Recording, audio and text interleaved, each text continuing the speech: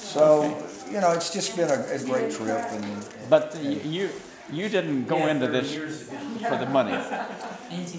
Obviously not, no. I went into it because I've always enjoyed that kind of stuff as a kid. My mom, God bless her, was constantly coming outside and telling me to get out of the top of the tree. I'd go to the very tallest tree in the neighborhood and start shaking it back and forth. It's always limbo. Okay, honey, it's right back there to the left. And I've always been drawn to that kind, not because it was dangerous, because it was exciting. And I just kept kicking up the ante a little bit, you know, year after year after year. And then finally when I ran into Mad Jack, I had the opportunity to really do a lot of the things I'd seen in the movies that I wanted to do. The car rolls and the bike jumps and the high falls and, you know, just about anything else. And in doing all of these things, did you do, as you grew up, did you do research? I remember Ali Khan, who was a thrill seeker in France. And I think I read a monogram or a biography about him, that he reached his zenith in terms of his pleasure right at the most dangerous point. That's a funny thing about adrenaline, though. You never know when you've reached the top, you know? But there's one thing about being an adrenaline junkie, and I don't know if I am or I'm not.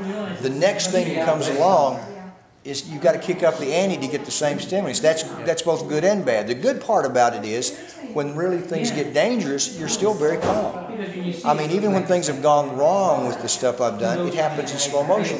And you can almost look at what's going on and say, you know what, I need to do this, I need to do this. So once that adrenaline level gets up to a certain point, you're not being driven by it anymore.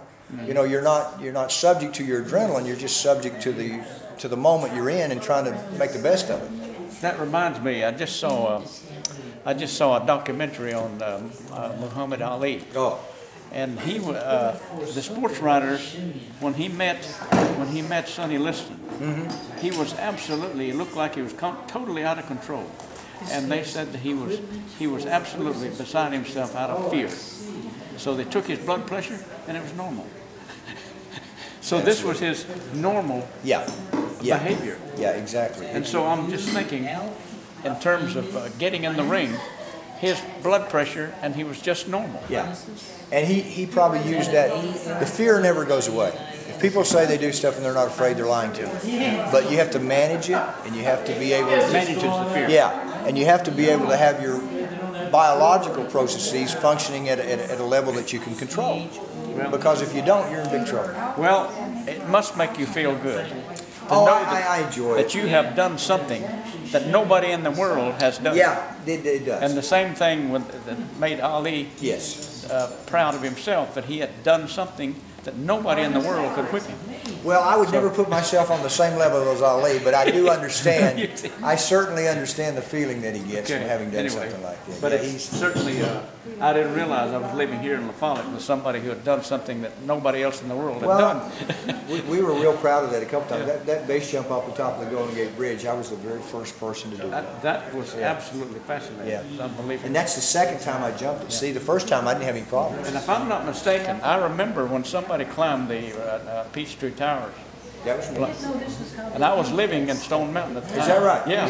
And I saw it on the news. Yeah. So it was you. Yeah, that was me. Amazing. My trademark used to be a white tuxedo. I would climb in a white tuxedo and call myself the urban mountaineer. Yeah. So, no, we had and I always had good people, you know, on my team and people who really didn't care about anything but either getting the shot or making everything safe and making sure everybody had a lot of fun. Well, it must be a unique feeling to know that you've done something that nobody else in the world has done.